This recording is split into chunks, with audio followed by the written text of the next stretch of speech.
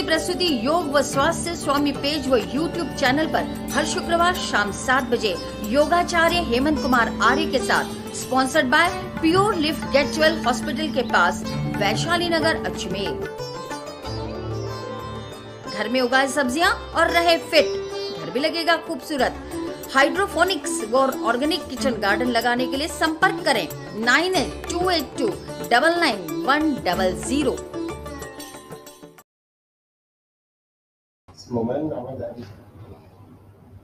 ओम नमस्ते सभी मित्रों को। आज के इस शुक्रवार के साप्ताहिक योग व स्वास्थ्य के कार्यक्रम में हम आपका स्वागत अभिनंदन कर रहे हैं। आज के इस विशेष कार्यक्रम जो कि प्राणायाम विधि और प्राण योग पर आधारित है, इस कार्यक्रम को हम शुरू कर रहे हैं मंत्र पाठ से। हमारे साथ जो भी दर्शक श्रोता आदि जो योगाभ्यास करते हैं इंटरनेट पर टीवी के माध्यम से, वे सारे सीधे बैठकर अपने नोटबुक को भी सामने रखें और मंत्र पाठ के साथ में इस कार्यक्रम को शुरू कर रहे हैं। गहरे लंबे श्वास भरें, आंखों को कोमलता से बंद रखें।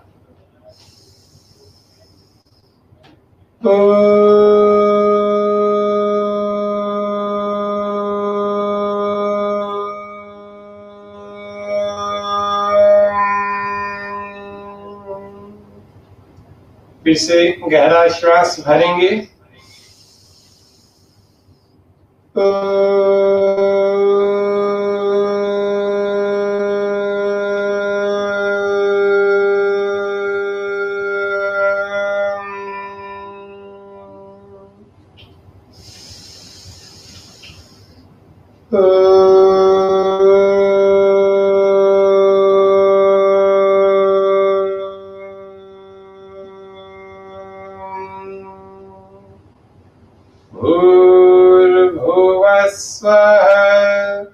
तत्सवितुर्वरेण्यं भर्गो देवस्य धीमहि धियो यो नः प्रचोदयात्। ॐ विश्वानि देव सवितर्दुरितानि परासुव यद्भद्रं तन्न आसुव। ओम स्वस्ति स्वस्ति स्वस्ति। आज के इस सामान्य व विशेष, ये दोनों इसीलिए कह रहा हूं कि कुछ प्राणायाम हम सीखेंगे जो सामान्य रूप से आप बहुत सारे लोग जानते भी हैं और करते भी हैं, और कई सारे लोग इससे लाभान्वित हो भी रहे हैं, होते भी रहते हैं।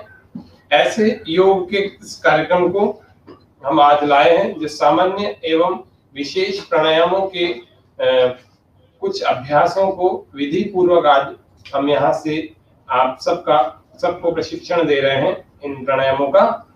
आज सबसे प्रथम हम जानें कि प्राण होता क्या है।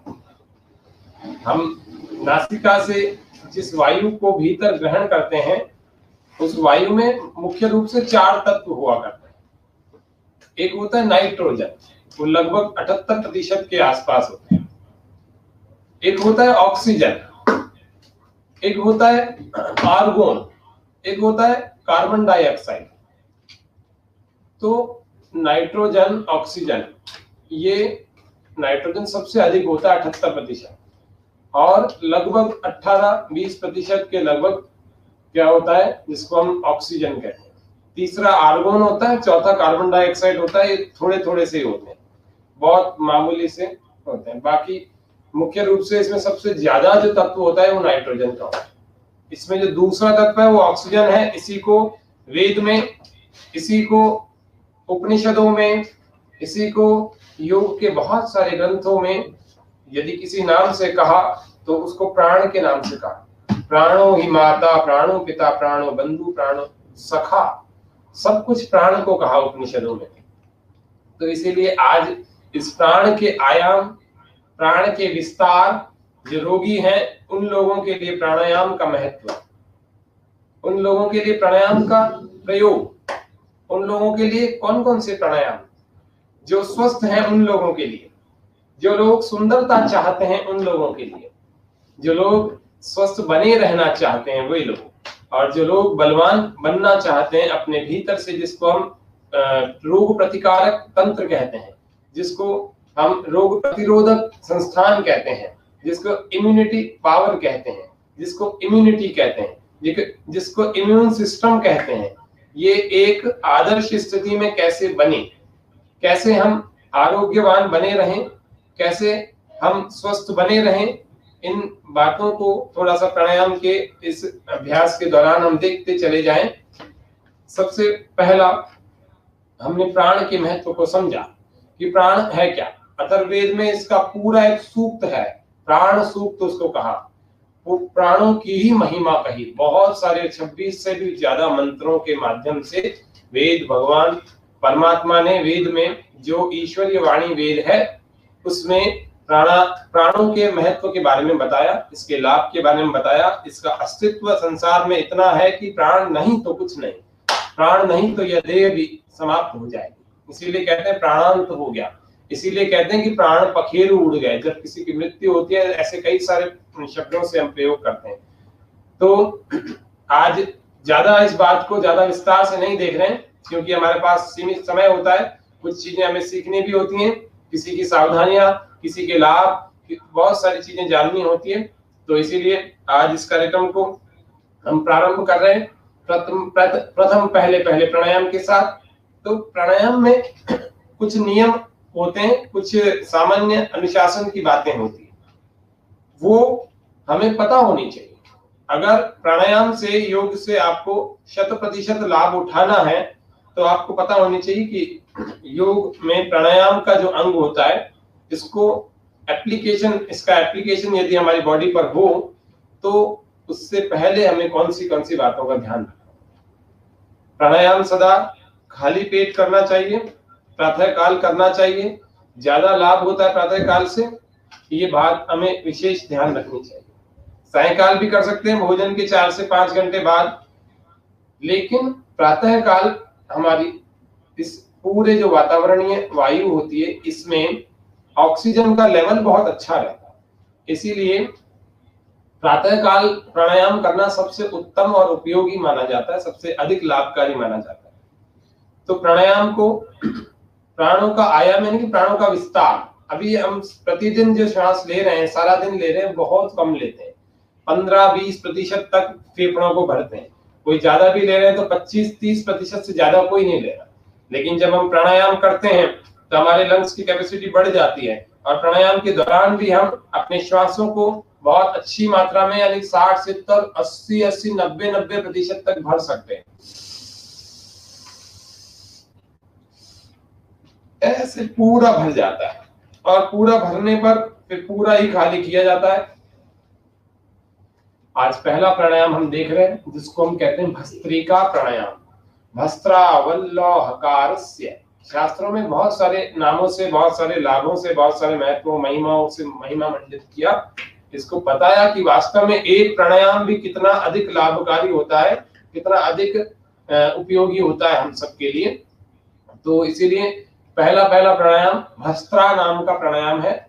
इसी को हम भस्त्रिका भी कहते हैं, इसी को वस्त्रावल्लोहकारिणी भी कहते हैं, ऐसे बहुत सारे नामों से कहा जाता है। इसको डीप ब्रीदिंग भी कहते हैं। ये 3 प्रकार से हम देखेंगे इस प्राणायाम को। सर्वप्रथम पहली बार जब हम प्राणायाम को देख रहे हैं तो प्राणायाम से पहले मानसिक स्थिति आप लोग बना लें। सबसे पहले इस प्रकार से अपने हाथों को अपनी आंखों पर धीरे धीरे चलाएं, अपने गालों पर, अपने ललाट पर, फॉरहेड पर, पूरे पर धीरे धीरे चलाएं, आंखों को कोमलता से बंद कर लें, और फिर अपने पीठ, कमर और गर्दन और शिर, समम काय शिरो ग्रीवम धारयन् चलम स्थिर, हमारा पूरा काया अर्थात पीछे का पूरा भाग और गर्दन और सिर, ये सीधी एक सरल रेखा में बने हुए होने चाहिए। इसको कहते हैं सीधा बैठना। इसको सहजता से ऐसे रखा जाता है। कई बार हम सीधा बैठना बोलते हैं तो लोग ऐसे अकड़ के बैठ जाते हैं, जिससे बहुत थक जाते हैं जल्दी। ये गलत पोस्चर है। कई बार सीधे बैठते बैठते ऐसे हो जाते हैं, ऐसे झुक जाते हैं, ये भी बहुत गलत पोस्चर है। तो सीधा बैठने का जो हमारा अभ्यास होगा, तो प्राणायाम में प्राथमिक चीज हमें सीधा बैठना, उबड़ खाबड़ जगह पर ना बैठे, ये बात विशेष ध्यान रखें। जमीन पर यदि आपको बहुत कड़ा आसन लग रहा है तो हम कुछ बिछा लें, और कुछ चाहे तो 2-3 मोटे मोटे कुछ आसन आदि बिछा करके थोड़ा इतना आरामदायक कर लें, जिससे कि आप प्राणायाम करें तो आधा घंटा भी प्राणायाम यदि कर रहे हैं प्रतिदिन, तो उस आधे घंटे के प्राणायाम में 1 घंटा भी प्राणायाम कर रहे हैं, तो 1 घंटे के प्राणायाम में आपको जमीन अथवा तख्त आदि कोई हार्ड कोई चीज ऐसी लगे नहीं, लगेगी चुभेगी तो आप अधिक समय तक बैठ नहीं पाएंगे सहजता से। बैठने के लिए बहुत सारे आसन हुआ करते हैं, जिसमें एक सुखासन की स्थिति होती है, जिससे कोई आसन न लगता हो, वे लोग इस सुखासन में बैठ सकते हैं। जिससे ये भी न लगता हो तो इस ऐसे सीधा होकर के बैठ सकते हैं कि बिल्कुल ये सहजता की स्थिति है, इसमें कोई अलग से कोई आसन नहीं। इसमें जो लोग लगा सकते हैं वे लोग पद्मासन का अभ्यास करें। एक पैर को इस प्रकार से रखें, दूसरे पैर को इस प्रकार से दोनों जंघाओं पर दोनों पैरों को रख रहे हैं, दोनों घुटने हमारे जमीन से छू रहे हैं, और अपने हाथों को ध्यान मुद्रा में, पहली अंगुली और अंगूठा, इसको ज्ञान मुद्रा भी कहते हैं, इसको ध्यान मुद्रा भी कहते हैं। इनके अंतिम हिस्सों को आपस में मिलाया जाता है। ये अंतिम हिस्सों को, इन अंतिम हिस्सों को जब हम मिलाते हैं तो जो एक मुद्रा बनती है, जो एक हैंड पोस्चर बनता है, इसको हम ध्यान मुद्रा अथवा ज्ञान मुद्रा कहते हैं। इसको बिल्कुल सहजता से ऐसे लगा दिया जाता है, हमारे घुटनों पर रख दिया जाता है। हमारा इस प्रकार से ये कोहनियां हैं, हम इस ऐसे सहजता से इससे स्पर्श करा करके भी रख सकते हैं, अथवा यहाँ पर रख सकते हैं, लेकिन ऐसे बिल्कुल ना करें। कई लोग ऐसे हाथ लटका देते हैं और बहुत तनाव में आकर के योगाभ्यास करते हैं, बैठने की स्थिति बहुत कसी भी कर देते हैं, तो फिर वो ज्यादा देर तक नहीं कर पाते। इसीलिए बिल्कुल सहजता वाली स्थिति हमारी होनी चाहिए। ये हमारी बैठने की स्थिति। कहाँ बैठे? तो सबसे उत्तम स्थान तो है समुद्र के किनारे, पहाड़ों पर्वतों के किनारे, अथवा पहाड़ों पर्वतों पर शिलाबद्ध पद्मासन से नहीं हो पा रहा, झील के नदियों के किनारे आसपास में गए, वहां नहीं हो पा रहा, तो कहीं खुले में उद्यान आदि में बैठे, बाग बगीचे में, गार्डन में बैठ करके प्रातः काल 8 बजे से 9 बजे से पहले सारी प्राणों की क्रियाओं को कर लें। और वो भी नहीं संभव हो पा रहा, हम घरों में है तो अपनी छत पर बैठे, सर्दियों में छत पर ना बैठे, और वहां भी नहीं हो पा रहा किसी, आजकल तो बहुत सारे भाई बहन फ्लैट्स में रहते हैं तो वहां छत भी नहीं होती, तो अपनी बालकनी में बैठे, वहां पर भी नहीं संभव हो पा रहा। कई सारे लोग संकोच करते हैं कि हम प्राणायाम कर रहे हैं, योग कर रहे हैं, तो ये लोग देख रहे हैं, पड़ोस वाले देख रहे हैं, अरे तो कोई खराब काम थोड़ी कर रहे हैं। फिर भी किसी को संकोच भी होता है तो अपने कमरे में, अपने हॉल में ऐसे स्थान पर बैठे जहां पर ताजा हवा आती हो हमारे पास, स्पष्ट, जिसको कहते हैं खुली हवा, जो प्रातः काल की होती है, वो स्वच्छ हवा, वायु का आवागमन हमारे उस कक्ष में होता चला जाता हो, आता भी हो जाता भी हो, क्रॉस वेंटिलेशन का भी स्थान हो, ऐसे स्थान पर बैठा जाता है योग करने के समय, प्राणायाम करने के समय विशेष रूप से। कैसे और क्या ध्यान रखें? किसी कमरे आदि, हॉल आदि में बैठे हुए हैं तो खिड़कियां और दरवाजों को खोल करके रखें। ऐसे ना हो कि हम पूरा पैक होकर के बैठ रहे हैं और हम प्राणायाम कर रहे हैं, तो उससे कोई लाभ नहीं होगा, कोई विशेष लाभ नहीं होगा, 20-30% कोई लाभ नहीं होता। हमें चाहिए 100% लाभ, काम करें थोड़ा सा, लाभ हो जाए पूरा। तो इस तरह से थोड़ा सा ध्यान रखते हैं। प्राणायाम के दौरान ऐसे स्थान पर बिल्कुल ना बैठें जहां पर दुर्गंध आती हो। यदि कोई ऐसा स्थान, आप रहते ही ऐसी जगह पर हैं जहां पर बदबू के अलावा कुछ आता ही नहीं है, तो आसपास में थोड़ी जगह ऐसी व्यवस्थित करके अथवा दूसरे स्थान पर करें। फिर भी कहीं मजबूरी अवश्य कर रहे हैं तो किसी अगरबत्ती, धूप आदि ऐसे सुगंधित, कोई वास्तव में जो प्राकृतिक रूप से सुगंध देता हो, ऐसे किसी को थोड़ी देर जला करके, थोड़ी देर प्रज्वलित करके, अथवा हवन यज्ञ आदि करके, और उस वातावरण को दुर्गंध मुक्त करके अथवा सुगंधित करके ऐसा वातावरण तैयार किया जाता है जो हमारे योग के लिए अनुकूल एवं उपयुक्त होता है। ऐसे ही वातावरण में योगाभ्यास किया जाता है। तो ये थोड़ा सा ही बताया है, तो जिससे आपको पता तो लग जाए कि वातावरण कैसा होना चाहिए। पहला प्राणायाम हम कर रहे हैं, जिसको हमने जाना, नाम तो जान लिया, स्थिति भी जान ली। इसको कहते हैं भस्त्रिका प्राणायाम। गहरे लंबे श्वास इसमें भरे जाते हैं। 3 प्रकार से इसको बता रहे हैं, जैसा जैसा जिसका सामर्थ्य हो वैसा वैसा हार्ट की, हाई बीपी की ऐसी कोई डिजीज किन्हीं को हो, अथवा जिनको सिर में चक्कर आते हो, अथवा जिनको सिर में बहुत दर्द होता हो, अथवा जिनको थोड़ा सा ही श्वास गहरा लेने से सिर घूमने लगता, तो ऐसे सभी लोग धीरे धीरे इस प्राणायाम को करें। ऐसे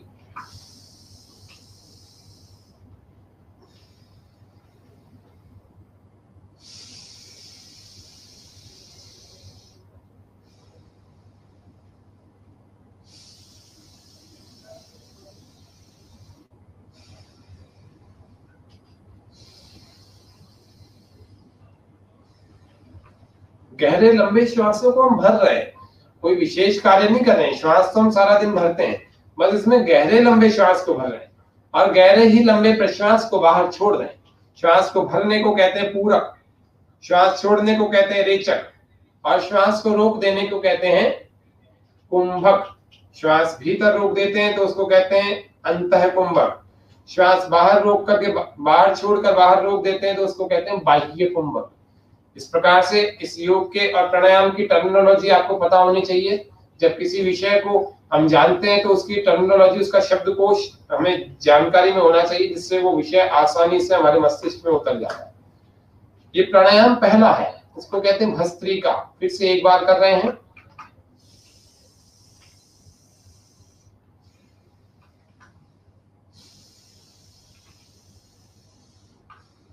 जब समझ में आ जाता है तो आंखें कोमलता से बंद कर ली जाती, चेहरे पर प्रसन्नता के भाव होने चाहिए, सहजता के भाव होने चाहिए। यदि प्राणायाम भी कर रहे हैं और ऐसे तनाव में आके कर रहे हैं तो ऐसा प्राणायाम आपके लिए ना तो उपयोगी होगा ना ही लाभदायक होगा। तो इसीलिए प्राणायाम को करते समय चेहरा तनाव मुक्त रखें, पूरा शरीर तनाव मुक्त रखें, सीधे अवश्य बैठें, सावधान और सचेत जागरूक अवश्य रहे, लेकिन सहजता जरूर रखें। चेहरे पर कोई तनाव नहीं, चेहरे की सारी मांसपेशियों को ढीला छोड़।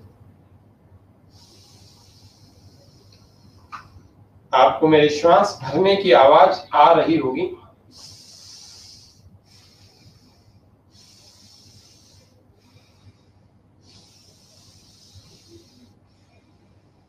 ये तो वो लोग करें जो लोग थोड़े रोगी हो गए, थोड़े रोग उनको ज्यादा सता रहे हैं, जिनको ये बहुत सारी समस्याएं मैंने जो कही वो 2-3-4 समस्याएं ज्यादा हैं, वे लोग ऐसे धीरे धीरे ही अभ्यास किया करें।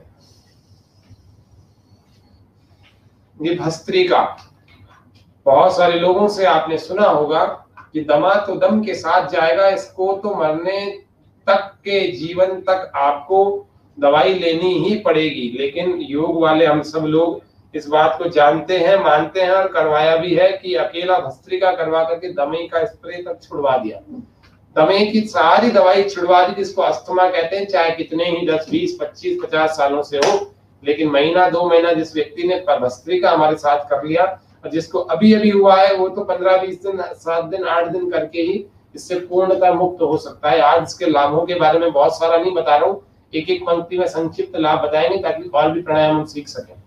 इसको दूसरे तरह के अभ्यास के रूप में हम सीख रहे हैं। इसको कहते हैं भस्त्रिका का दूसरा प्रकार। जो लोग स्वस्थ हैं, ज्यादा समस्याएं नहीं है, पेट की समस्याएं हैं, सर्वाइकल आदि की अगर है तो ना करें, पेट की समस्याएं है तो कर सकते हैं। जिनके लंग्स कमजोर हैं वे लोग कर सकते हैं, करें। दूसरा अभ्यास बता रहे हैं, जो लोग 40 वर्ष की आयु के भीतर के हैं वे लोग करें। जो लोग पूर्ण स्वस्थ हैं, जो लोग नौजवान हैं, जो लोग छोटी मोटी समस्याओं से घिरे हुए, ज्यादा बड़ी समस्याएं नहीं है, हार्ट, हाई बीपी आदि की समस्या नहीं है, वे लोग, सिर में चक्कर की समस्या नहीं है, वे लोग ही करें, बाकी हर व्यक्ति ना करें। इसमें बहुत बल लगता है। इस प्रकार से इसमें हाथों को ऊपर ले जाते हैं और श्वास को भर के ऐसे नीचे ले आते हैं। ऐसे श्वास को पहले तो पूरा भर के हाथ ऊपर, श्वास बाहर छोड़ करके हाथ नीचे,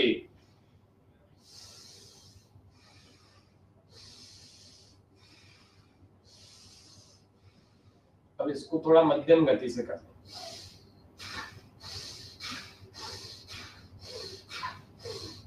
इसको त्वरित गति से, द्रुत गति से कर रहे हैं।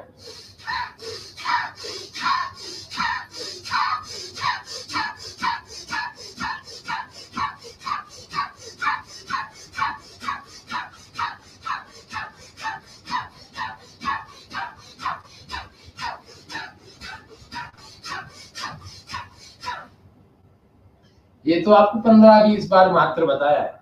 जितनी क्षमता हो उतनी करना, क्षमता का, शक्ति का अतिक्रमण मत करना।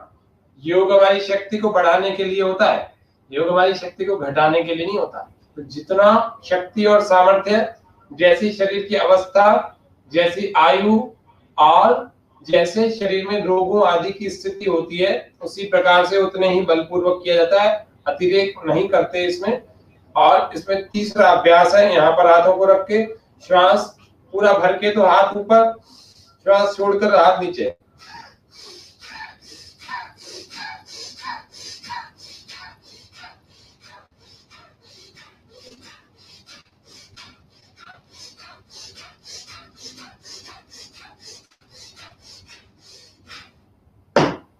ये तीसरा अभ्यास, इसको भस्त्रिका का थर्ड प्रैक्टिस कहते हैं, थर्ड प्रैक्टिस।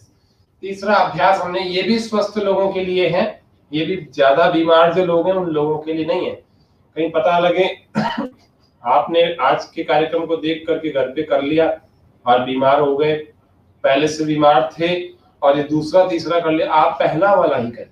जो ज्यादा बीमार लोग हैं अथवा रोगी अथवा कमजोर लोग हैं, वे लोग धीरे धीरे किया करें ऐसे।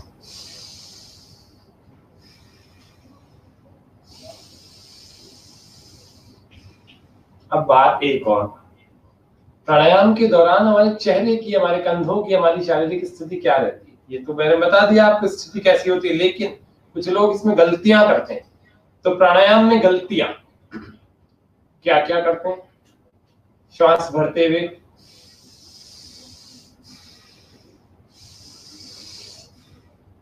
एक तो मुंह और नाक को सिकोड़ लेंगे, ऊपर कर लेंगे।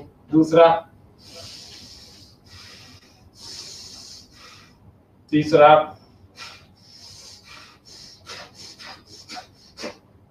पूरा चेहरा बिगाड़ देंगे और ऐसा बिगाड़ देंगे कि ऐसे लगने लगेगा कि ये प्राणायाम से तो तनाव को पैदा करता है। प्राणायाम तनाव मुक्ति के लिए होता है, तनाव को उत्पन्न करने के लिए नहीं होता। इसीलिए इन बातों का विशेष ध्यान रखें सभी लोग।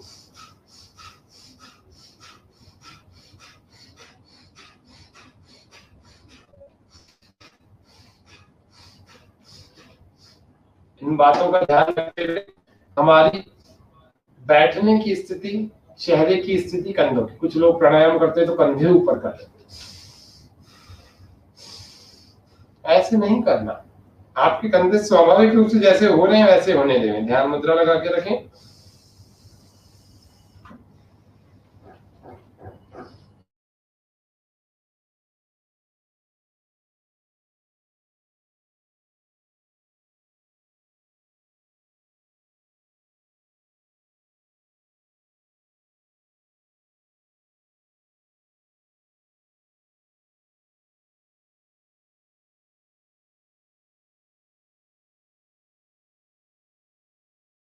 और इसकी हानियां, इसके किसको नहीं करना चाहिए, सावधानियां, इसके बहुत सारे अभ्यास हमने इन बातों को सीख लिया। अब बहुत सारे प्रैक्टिसेस में हम सारी बातें नहीं जानेंगे क्योंकि हमने एक ही प्राणायाम में सावधानियों के रूप में ये सारे प्राणायामों में लागू होगी। तेज उनको नहीं करना जिनको हार्ट IBP की प्रॉब्लम है, और भी दूसरे दूसरे मरीज जो होते हैं उन लोगों के लिए क्या क्या समस्याएं आती हैं वो लोग थोड़ा देखें। दूसरा प्राणायाम हम देख रहे हैं जिसको हम बाह्य प्राणायाम कहते हैं। ये त्रिबंध के साथ होता है। त्रिबंध का मतलब होता है तीन बंद। तीन बंद का मतलब होता है पहला मूल बंद, दूसरा उद्यान बंद और तीसरा जालंधर बंद। ये तीनों बंद जब लगते हैं इस शब्द को कहते हैं महाबंद। हठ योग के ग्रंथों में जब त्रिबंध लग जाते हैं तो महाबंद के नाम से कहे जाते हैं। तो महाबंद कैसे, सबसे पहले देख रहे हैं बाह्य प्राणायाम को। बाह्य प्राणायाम कैसे करते हैं? श्वास को पूरा पहले भर लेते हैं और पूरे श्वास को सहजता से एक ही बार में बिना झटके के निकालना। इसको झटका लगा करके कुछ लोग निकालते नहीं करते। श्वास बाहर, पहले भरें फिर पूरा बाहर।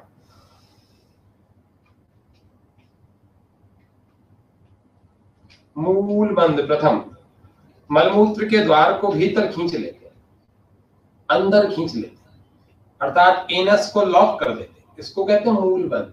यदि ये ऐसे नहीं होता हो तो हम क्या करें, ऐसे सिद्धासन को लगाएं, ऐसे एडी को हम ऐसे लगा ले में मलमूत्र के द्वार के बीचों बीच थोड़ा सा स्थान होता है, वहां से वीर्य वाहिनी नाड़ियां निकलती है, वहां सीवनी नाड़ी भी होती है, ऐसे बीचों बीच हम लगा लें। और उसके बाद इस दूसरे वाले पैर को ऐसे बीचों बीच इसके फंसा दें, ऐसे टकने को छूता हुआ हो, इस प्रकार से।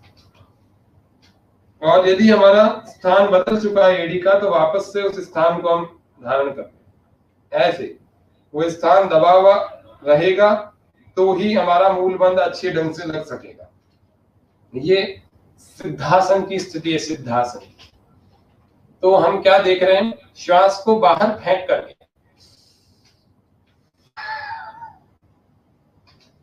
मलमूत्र के द्वार को भीतर संकुचित कर, पेट को अंदर चिपका है, ऐसे उड्डयन बंद कहते हैं इसको। ये दूसरा बंद है, देखें कैसे पेट अंदर भीतर को जाता है।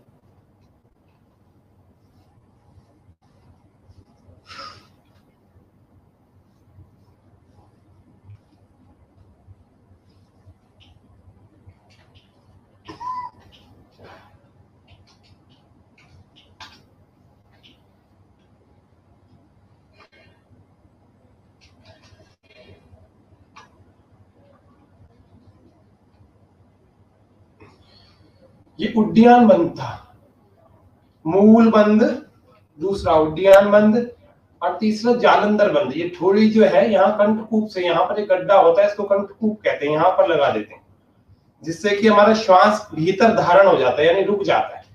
इसको इंटर होल्डिंग ब्रीथ कहते हैं, इंटर होल्डिंग ब्रीथ प्रैक्टिस। तो वो जालंधर बंद लगने के बाद ही होता है, इसको जालंधर बंद कहते हैं। पेट को अंदर चिपका करके अंदर ही खींचते हैं, इसको कहते हैं उड्डयन बंद। मलमूत्र के द्वार को भीतर खींचते हैं और अंदर संकुचित करके रखते हैं, ऊपर की ओर खींच करके, उसको कहते हैं मूल बंद। फिर से देख रहे हैं, अब पूरे तीनों बंदों के साथ प्राणायाम को करके बता रहा हूं आपको। श्वास पूरा भरें, पूरे को बाहर,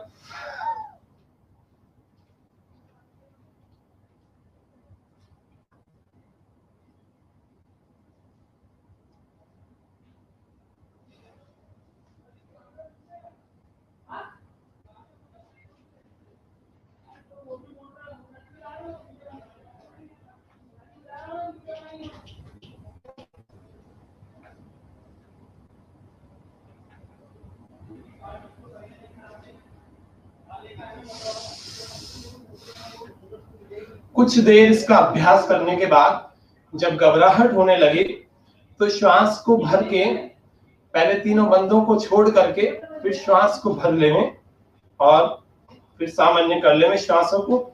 इसको कहते हैं बाह्य प्राणायाम। ये घबराहट होने तक किया जाता है, नहीं तो इसका कोई लाभ नहीं होता। ये 5 सेकंड से लेकर के 10 सेकंड 20 सेकंड प्रारंभिक रूप से आप शुरू में तो 10 सेकंड तक रोकें, ऐसे कुछ सेकंड रोकते रोकते आधे मिनट तक व्यक्ति का अभ्यास हो जाता है। इससे क्या लाभ होते हैं, विशेष रूप से ऊर्ध्वरेता हो जाता है व्यक्ति। हमारी जो शक्तियां नीचे की तरफ रहती है रिप्रोडक्टिव सिस्टम में, मूलाधार तंत्र के इर्द गिर्द, जिसको प्रजनन शक्ति कहते हैं, वे सारी शक्तियां हमारी ऊपर की ओर चढ़ने लगती है। वो वीर्य के रूप में पुरुषों में होती है, रज के रूप में स्त्रियों में होती है। वह शक्ति ऊर्ध्वगामी होनी चाहिए, बढ़नी चाहिए, ऊपर की ओर चढ़नी चाहिए, उसी को ऊर्ध्वगमन कहते हैं। इसको ऊर्ध्वरेतस बनाते थे पहले गुरुकुलों में ब्रह्मचारियों को। ऊर्ध्वरेतस योगी होना चाहिए। योग में वैसे हमारी शक्तियां वैसे भी ऊपर ही बढ़नी चाहिए, नीचे की तरफ अधोगामी होकर के बाहर नहीं निकलनी चाहिए। ये कोई जीवन की गति नहीं है, तो अधोगति है। अधोगति वाले तो सदा ही दुखी रहे हैं। यदि हमें सुखी होना है, स्वस्थ होना है, तो बाह्य प्राणायाम हम करते हैं। फिर से एक बार करते हैं, श्वास को बाहर फेंकें,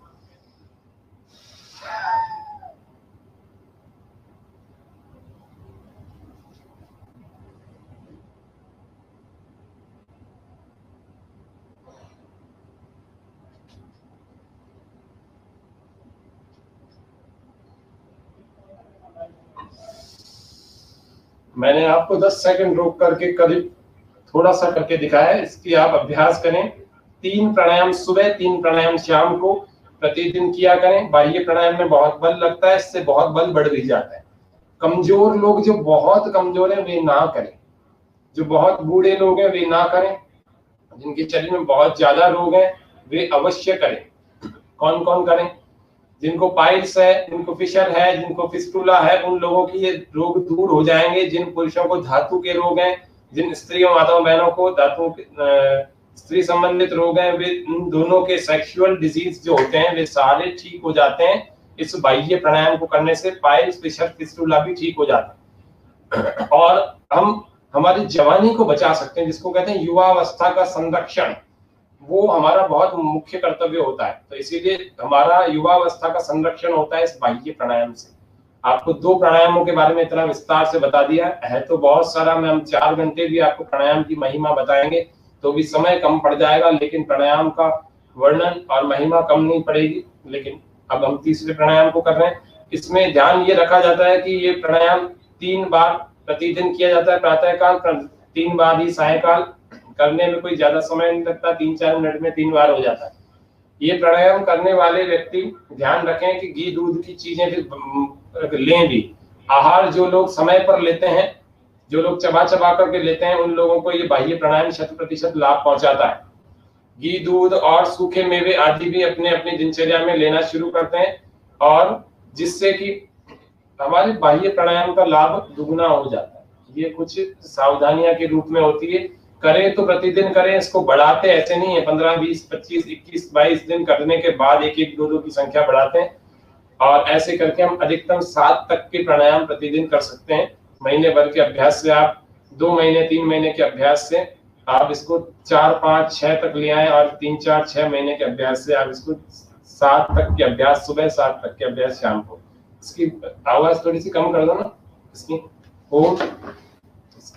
तो इस प्रकार से हम बाह्य प्राणायाम को देख रहे हैं, इसके लाभों को भी हमने देखा, और आगे एक और चीज देख रहे हैं जिसमें जिस प्राणायाम को हम कहते हैं भ्रामरी प्राणायाम। इस भ्रामरी और उद्गीत प्राणायाम की बहुत बड़ी महत्व है, बहुत बड़ी महिमा है। इस बड़ी महिमा को लेने के लिए हमें भ्रामरी और उद्गीत को सीखना है। और कैसे सीखते हैं? भ्रामरी भी कई सारे प्रकारों से, कई तरीकों से किया जाता है। कैसे करते हैं भ्रामरी? एक अंगुली, बाकी सब बंद। एक अंगुली को ऐसे लगा। जो स्ट्रेस से, जो डिप्रेशन से, जो एंजाइटी से, जो अनिद्रा से, जो सिर दर्द से, आदि समस्याओं से, टेंशन से, बिना मतलब के तनाव को लेकर के अपने जीवन को जी करके बहुत अस्वस्थ बना देते हैं, रोगी बना देते हैं, वे सारे लोग भ्रामरी और उद्गीत का जरूर अभ्यास रोज किया करें, या सारे ही प्राणायामों को किया करें, जिससे कि सारा ही डिप्रेशन, स्ट्रेस और ये जो इंसोम्निया आ गई है, नींद ही नहीं आती सोच कर, तो वो सब भाग जाए। ये भ्रामरी का अभ्यास। एक अंगुली ऐसे दोनों कानों में लगाना और आंखें बंद। ओम की ध्वनि अथवा ओंकार की ध्वनि अथवा भ्रमर की ध्वनि, हमिंग, ये चलेगी आवाज, क्योंकि कान तो बंद हो जाएंगे, आंखें बंद हो जाएंगी।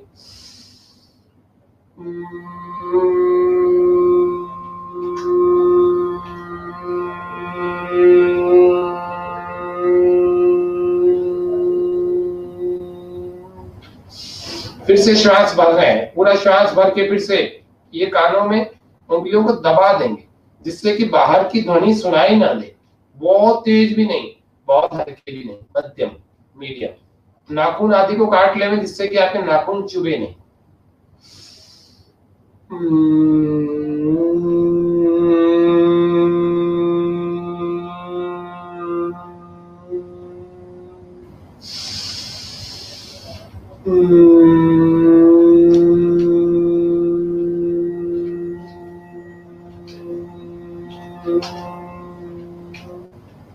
ऐसे 3 से 7 बार जो स्वस्थ लोग हैं, जो लोग तनाव आदि से दूर भागना चाहते हैं, उन सबको बीमारियों को ठीक करना चाहते हैं, स्ट्रेस फ्री लाइफ चाहते हैं, इंसोम्निया के रोग को दूर करना चाहते हैं, सिर दर्द को दूर करना चाहते हैं, जो लोग डिप्रेशन से परेशान हो, वे लोग कैसे इसको 20-20, 25-25, 50-50 बार एक समय पर और 50 बार दूसरे समय पर कर सकते हैं।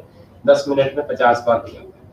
दूसरा तरीका है इसका बनाने का, ज्यादा प्रचलित तरीका आपने कईयों को देखा होगा। 3 अंगुलियां हमारी यहाँ पर लगी, एक अंगुली हमारी ऐसे ललाट पर फॉरहेड पर लगी। अब कानों को अंगूठों से बंद करेंगे। पहले एक अंगुली से कर रहे थे, अब अंगूठों से। श्वास पूरा भरें।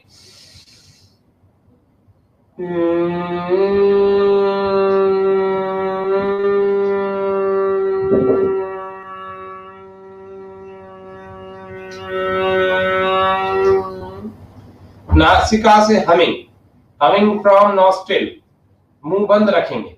पूरा श्वास भर के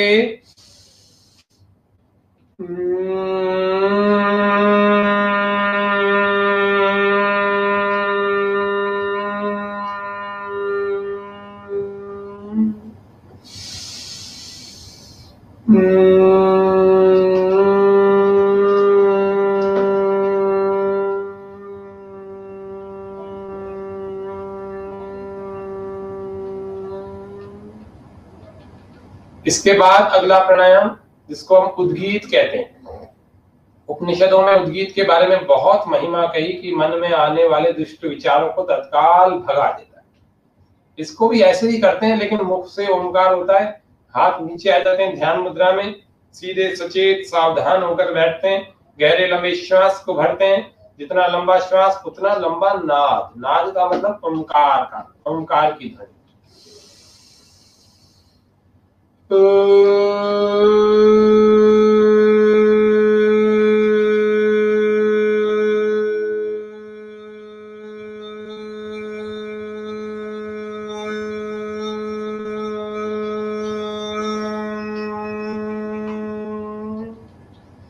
%75 ओ की ध्वनि और 25% म का स्वर। फिर से श्वास भरने।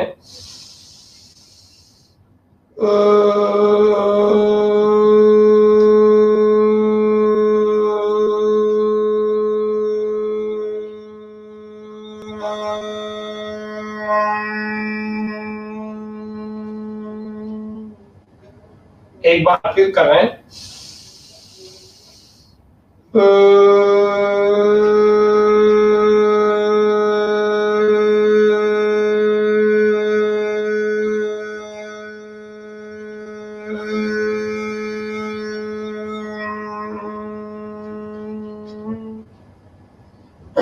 फिर आंखें एकदम से खोले नहीं, अपने हथेलियों को पहले तो प्रणव के ओंकार का मन में परमात्मा का ध्यान करें।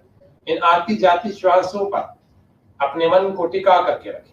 भीतर जा रही हैं तो भीतर ही मन को ले जाए, बाहर छूट रही हैं तो मन को भी बाहर लाए, अथवा नासिका के दोनों छिद्रों पर मन को टिका कर रखें। आती जाती श्वास को देखें, इस मन से देखें। मन में ओंकार का ध्यान। 3 प्रकार के जप होते हैं। एक वाचिक जप होता है ओम ओम, दूसरा उपांशु जप होता है, होठों से आवाज नहीं आती। तीसरा जप होता है मानसिक जप, जो कि भीतर ही भीतर चलता है। वह परमात्मा न्यायकारी है, दयालु है, सच्चिदानंद है, सर्वशक्तिमान है, अंतर्यामी है, अजर है, अमर है, अभय है, नित्य है, पवित्र है। वही हमारे भीतर पवित्रता को ला सकता है।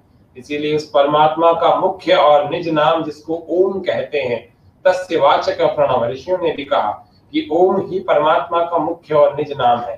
बाकी सारे नाम तो उसके गुण कर्म स्वभाव के आधार पर नाम है, अनंतो नाम है, अनंत। लेकिन एक मुख्य नाम जो माना वेद में और ऋषियों ने माना, उपनिषदों में, दर्शनों आदि ग्रंथों में, जो भारतीय मनीषा, जिसको भारतीय विद्वत्ता स्वीकार कर रही है, जो वैदिक परंपरा वाली, सनातन धर्म की परंपरा वाली, तो वो कह रहे हैं कि ओम की ध्वनि है। बहुत वर्षों पहले नासा के वैज्ञानिकों ने सूर्य की ध्वनि का भी पता लगाया, तो पता लगा कि एक ही नाद घूम रहा है और वो ओंकार से मिलता जुलता है। यही तो हमें भीतर जप करना है।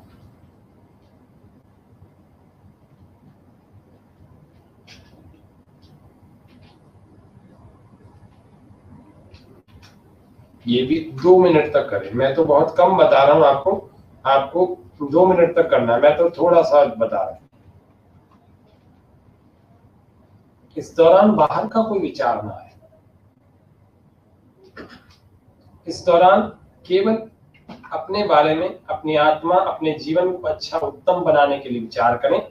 परमात्मा से पवित्रता को मांगे, परमात्मा से स्वास्थ्य को मांगे, परमात्मा से बल को मांगे। मानसिक बल भी देगा परमात्मा, शारीरिक बल भी देगा, लेकिन हमारा पुरुषार्थ प्रतिदिन का जुड़ना चाहिए। और उसके बाद 2-3 मिनट 5 मिनट तक काम करने के बाद अपने हाथों को इस प्रकार से घर्षण करें, गर्म कर लें, और गर्म करने के बाद भी थोड़ा और इसको रगड़ें।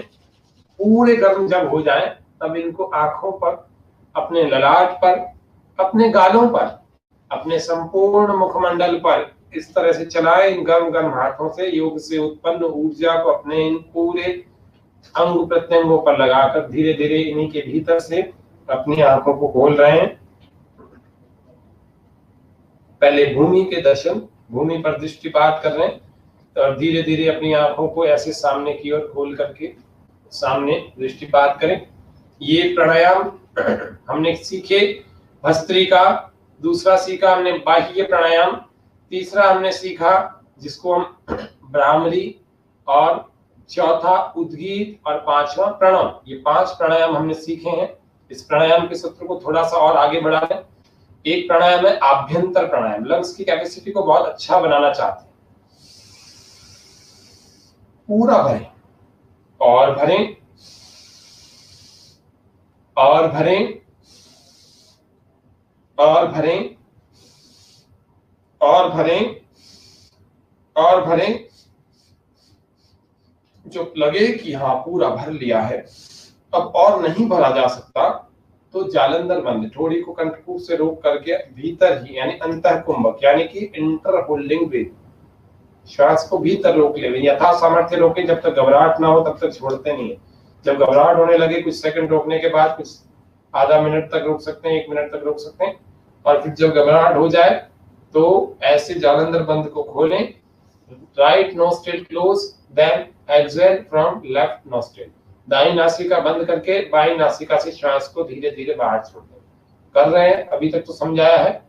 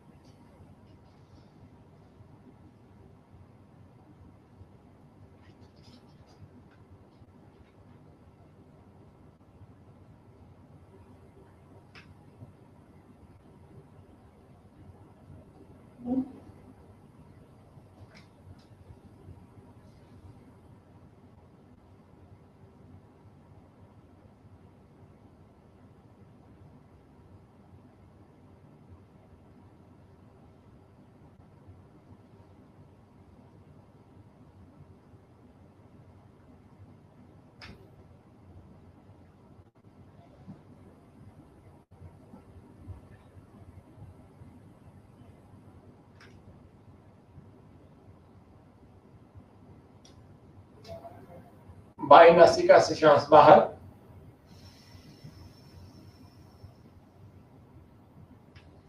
प्रतिदिन 3 बार इसको करें। जिसका जितना सामर्थ्य हो उतना रोकें, लेकिन जब तक घबराहट ना होने लगे तब तक तो रोकें। ऐसे जल्दी से वापस नहीं, ये लगाया और ये वापस आ गया, ऐसे नहीं करना। उज्जयी प्राणायाम और एक भस्त्रिका नाम का षट कर्म आपको पहले बता चुके हैं पिछले एपिसोड्स में, इसीलिए उनको विशेष रूप से नहीं बता रहे हैं। फिर भी थायराइड की जिनको समस्या है, जिनको हकलाना, तुतलाना और थ्रोट इन्फेक्शन अथवा टॉन्सिल्स अथवा स्नोरिंग, खर्राटे की प्रॉब्लम है, वे लोग ऐसे गले को टाइट करके भीतर श्वास भरते हैं।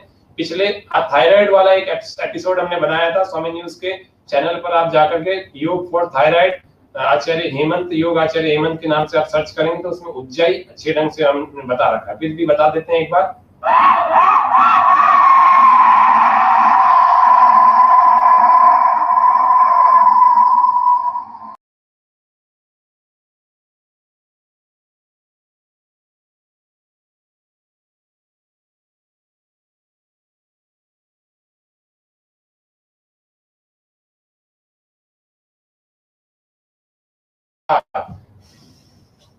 थायराइड बिल्कुल क्योर हो जाता है, 20-25 बार रोज किया करें। स्नोरिंग, खर्राटे की प्रॉब्लम 2-4-5 दिनों में ठीक हो जाती है। हकलाना तुलाना बिल्कुल हमेशा के लिए समाप्त हो जाता है।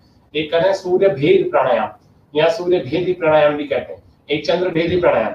अब उज्जाई के लाभ बता दिए। आभ्यंतर के लाभ ये हैं कि हमारी इम्यूनिटी बढ़ जाएगी, हमारी लंग्स की कैपेसिटी बढ़ जाएगी। जिन युवकों को, जिन लड़कों को लगता है कि मेरा भी वक्षस्थल फूला हुआ और अच्छा होना चाहिए, तो चौड़ा होना चाहिए, वे लोग भी इस आभ्यंतर प्राणायाम को 3 से 7 बार प्रतिदिन किया करें। जो आपको अंदर रोक करके अंदर बताया था वही वाला प्राणायाम है। उसको करने से बहुत अच्छी इम्यूनिटी भी हो जाती है, लंग्स के सारी प्रॉब्लम ठीक हो जाती है और लंग्स की कैपेसिटी बढ़ जाती है। और पसलियां, रिब केज, ये मजबूत हो जाती है। ये पसलियां हैं, ये एक ऐसी मजबूत हो जाती है। आपको 4-5 दिन अगर नियमित रूप से आपने आभ्यंतर कर लिया, 5 दिनों में आपको अपने आप से महसूस होने लगेगा कि मेरे अंदर क्या बदलाव आ गया। एक सूर्य भेदी प्राणायाम है, तो सूर्य भेदी और अनुलोम विलोम, एक चंद्र भेदी, एक शीतली और शीतकारी, 5 प्राणायाम आपको शीघ्रता से संक्षिप्त रूप से बता रहे हैं, क्योंकि ये प्राणायाम ज्यादा विस्तृत है भी नहीं, छोटे छोटे से ही है। एक अनुलोम विलोम प्राणायाम है, अनुलोम विलोम प्राणायाम, एक सूर्य भेदी। तो अनुलोम विलोम को देख रहे हैं इस प्रकार से, वैसे ही सारी मुद्राएं इसी प्रकार से, शरीर सीधा भी वैसे ही, शांत भी वैसे ही, बिना तनाव के बिल्कुल धीरे धीरे भरते हैं। इस प्रकार से हम बना सकते हैं। हम चाहे तो 2 उंगलियां ऐसे लगा करके ऐसे कर सकते हैं, है ना। तो आप किसी भी एक मेथड को फॉलो कर लेंगे। जैसे ये लगा ली पहली और उंगली, दूसरी उंगली भ्रू मध्य पर लगा लेंगे, अंगूठे से इसको दाएं को बंद करें, राइट को, लेफ्ट वाले से श्वास को पहले भीतर वाले को बाहर छोड़ दें, फिर इधर से भरें।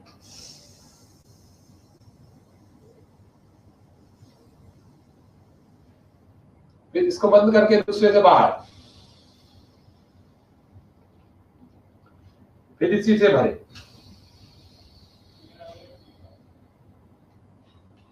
दूसरे से बाहर। ये क्रम जो बहुत सारे हैं बीमार, जिन अभी मेरे पास शाम को भी एक कॉल आया था, मैंने उनको कहा, मैं शाम वाले एपिसोड में बताएंगे क्या, मस्तिष्क का कैंसर, दिमाग का कैंसर, ये भी ठीक हो जाएगा, माइग्रेन भी ठीक हो जाएगा। और हेडेक किसी भी प्रकार का है, माइग्रेन की गारंटी है। अनुलोम विलोम करो 15 दिन में कितना ज्यादा क्योर हो जाता है। और महीना भर कर लो तो जिंदगी भर कभी माइग्रेन पेन होगा ही नहीं, आपको पता ही नहीं होगा, ध्यान में नहीं आएगा कि कभी मुझे माइग्रेन था भी। सूर्य भेदी प्राणायाम, ये अनुलोम विलोम प्राणायाम बताया। 15 स्वस्थ व्यक्ति को 5 मिनट, बीमार व्यक्ति को 10 से 15 मिनट प्रतिदिन। जिनको लकवा आदि की समस्या है उनको 1 घंटा सुबह, 1 घंटा शाम, आधा घंटा सुबह, आधा घंटा शाम।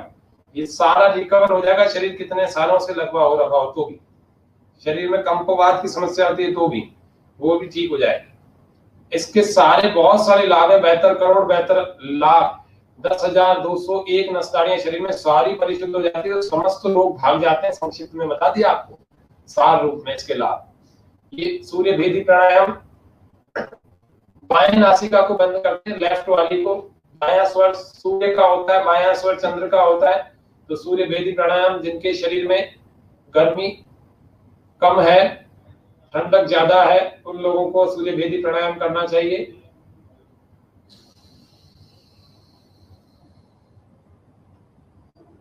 दाएं से भरे, थोड़ा रुके और फिर इसी से दाएं से ही बाहर।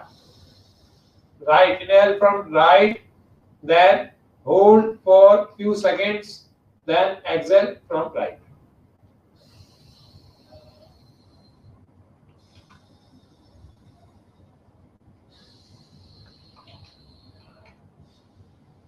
इसी का विपरीत है चंद्र भेदी प्राणायाम, दाएं को बंद करके बाएं से करते। जिनको गर्मी ज्यादा लगती है वे लोग करें।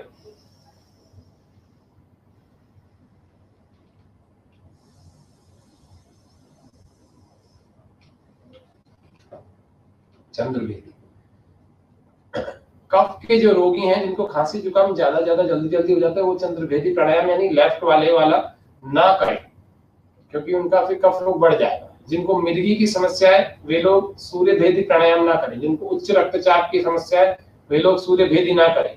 जिनको हार्ट की प्रॉब्लम है वे लोग सूर्य भेदी ना करें। जिनको कफ के रोग है वो चंद्र भेदी ना करें। जिनको गर्मी ज्यादा लगती है वे लोग चंद्र भेदी 2-4 मिनट कर लेना, अपने अंदर का एसी ऑन हो जाएगा। एक शीतली और शीतकारी को प्राणायाम बता रहा हूँ। जीभ को ऐसे फोल्ड करके पाइप की तरह बना देते हैं, नली की तरह, और श्वास को अंदर भरते हैं। जिनको बहुत ज्यादा ठंडक चाहिए तो थोड़े से सौंफ चबा लेना, आधा चम्मच। उसके बाद इस प्राणायाम को करना, एकदम से शरीर में एसी ऑन हो जाएगा 5-7 प्राणायाम।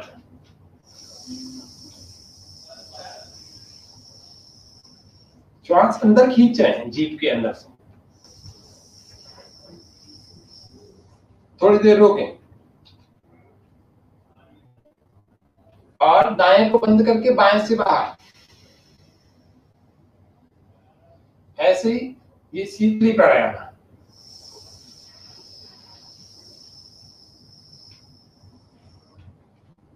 थोड़ी देर रोकें, 10-15 सेकंड रोकें, फिर दाएं से बंद करके बाएं से बाहर। एक शीतकाली प्राणायाम होता है।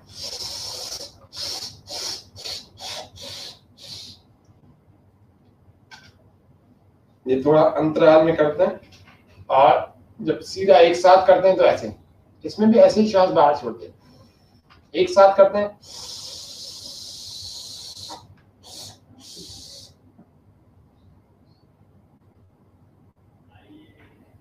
गर्मी के सारे रोग दूर हो जाते हैं। सर्दी में मत करना, ठंड लग जाएगी। एक और है कर्ण रोगांतर, आज का अंतिम प्राणायाम आपको बता रहे हैं।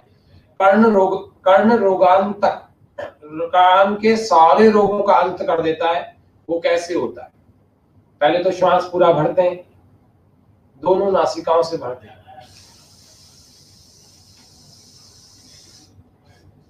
पूरा भर, ऐसे कानों को बंद करते, नाक को भी बंद करते।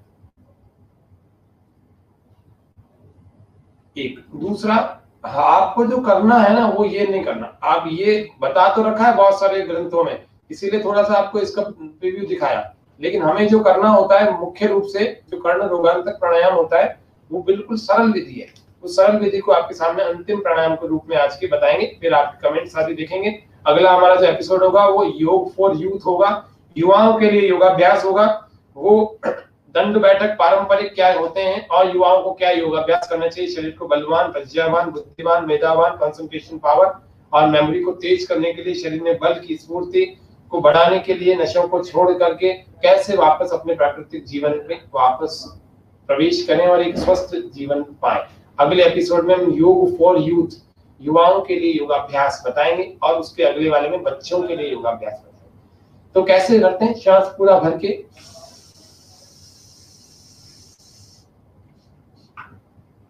पूरा भर लेते, मुंह बंद रहता है, नाक को भी बंद कर लेते हैं, और पूरा जोर लगाते हैं 4 से 5 बार कि कान से श्वास बाहर छूट जाए, और छूटती नहीं है।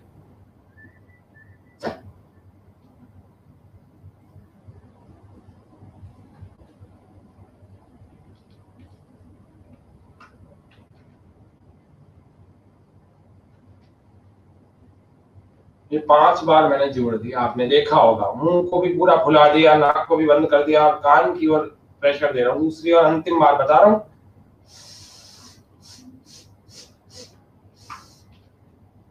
पूरा भर ले।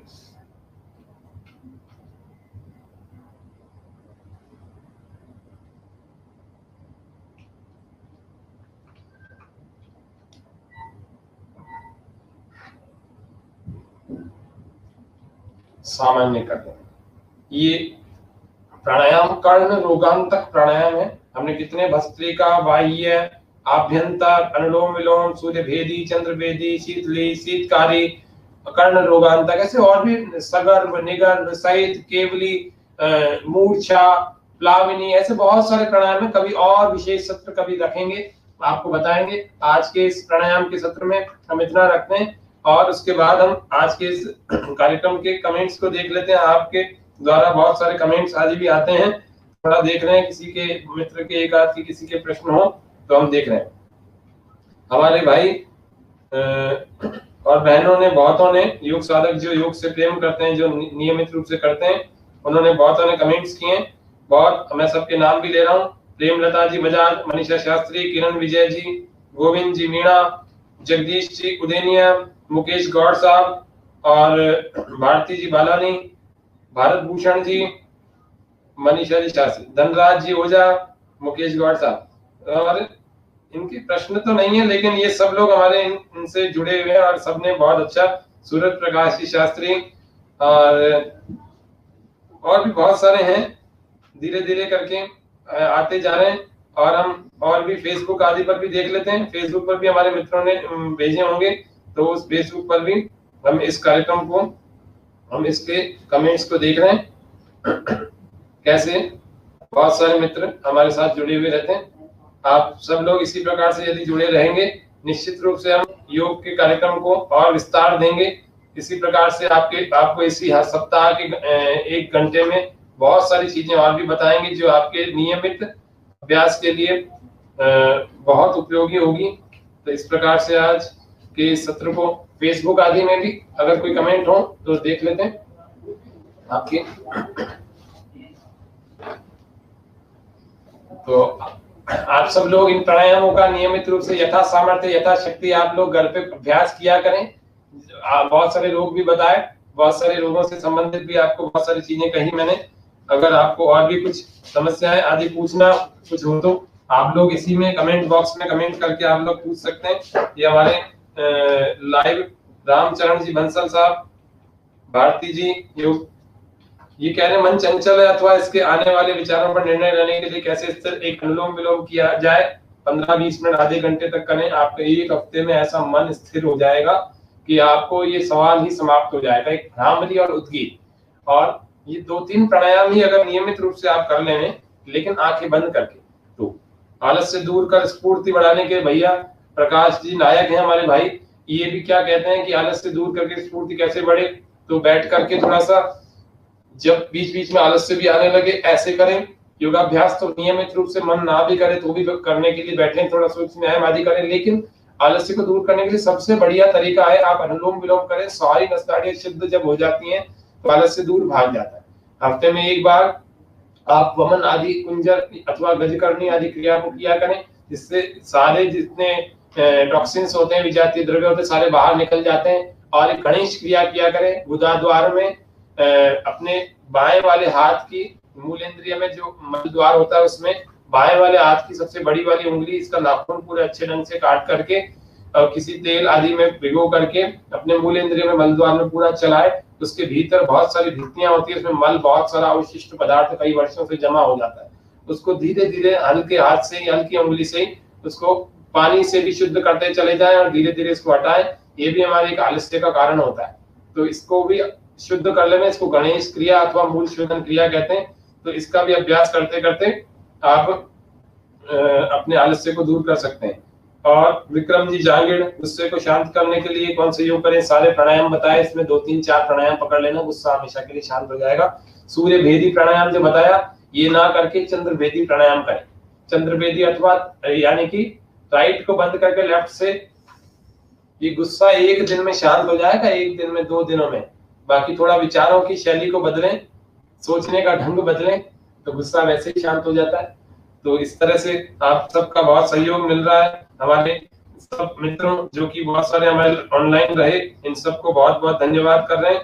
और आज के इस कार्यक्रम में जो हमारा सबसे ज्यादा सहयोग मिलता है स्वामी न्यूज अजमेर के परिवार का, इनका भी हम बहुत हृदय से धन्यवाद और साधुवाद कर रहे हैं, जिससे कि यही कार्यक्रम आम जनता तक पहुंच रहा है और आम जनता लाभान्वित हो रही है योग को करके और योग को सीख करके। ये कृपया इस योग प्राणायाम की अवधि एवं दिन का विस्तार करें ताकि अधिकतम साधकों को लाभ मिले। प्रत्येक शुक्रवार की शाम आपका इंतजार रहता है।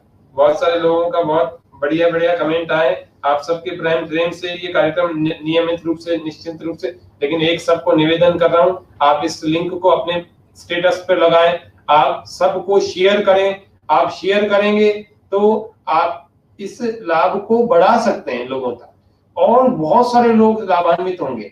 आप ऐसा ना सोचें कि ये लाभ केवल मेरे घर तक, मेरे मोबाइल तक सीमित रहे, नहीं, सबको शेयर करो।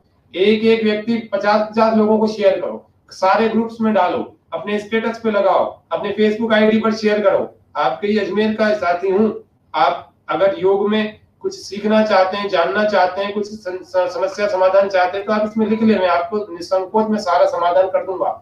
लेकिन आप इस कार्यक्रम को और बढ़ाएं, और आप विस्तार तो चैनल वाले एक नहीं कई बार कर देंगे, कोई समस्या की बात नहीं है। लेकिन आपका भी तो काम इसमें सहयोग होता है। आप योग साधक हैं, आपको निःशुल्क रूप से किस प्रकार से आपको योगाभ्यास घर में सिखा रहे हैं। तो इन चैनल वालों का और हमारा सबका मिलकर के जो सहयोग होता है और आपका भी, वो यही रहता है कि हम इस योग के वीडियोस को खूब सारा शेयर करें। तो आज सब योग साधक इस बात का संकल्प करें कि हमारे इन वीडियोस को सब जगह भेजें, बहुत सारे ग्रुप्स में, अपने स्टेटस पे सब मित्रों को, और खुद भी इसको चला करके देखें, करें। सब लोग, सब जितने भी मित्र आदि परिजन है, सबको भेजें। इस प्रकार से इसके विस्तार का जिम्मेदारी हमारा ही नहीं, आपकी भी होती है। तो इस प्रकार से आप लोग हमें सहयोग कर सकते हैं, जिससे कि इस कार्यक्रम की बहुत सारी जो लाभ की जो प्रक्रिया है वो बढ़ जाएगी, लोगों के पास पहुंचेगा। तो आज के इस कार्यक्रम को हम यहीं पर विराम दे रहे हैं, और इस विराम के स्वामी चैनल का बहुत बहुत धन्यवाद। बहुत अच्छी बात है, कृपया अन्य दिनों में बहुत सारे ऐसे कमेंट्स आ रहे हैं, तो बहुत अच्छी बात है। आप सब लोग इसी प्रकार से हमारे साथ जुड़े रहे प्रत्येक शुक्रवार को, और फिर अगली बार हम योग फॉर यूथ और इसके अगली बार बच्चों के लिए योग, ये 2 एपिसोड्स को ले आएंगे। हम बहुत सारा आग्रह रहता था कि बच्चों के लिए योग नहीं ला रहे हैं आप, हम कोशिश कर रहे हैं या तो अगली बार ले आए या अगले से अगली बार। ठीक है, तो आज के लिए इतना ही। ओम शांति शांति शांति, सर्वेभ्यो नमः। सबको सादर नमस्ते, बहुत बहुत धन्यवाद।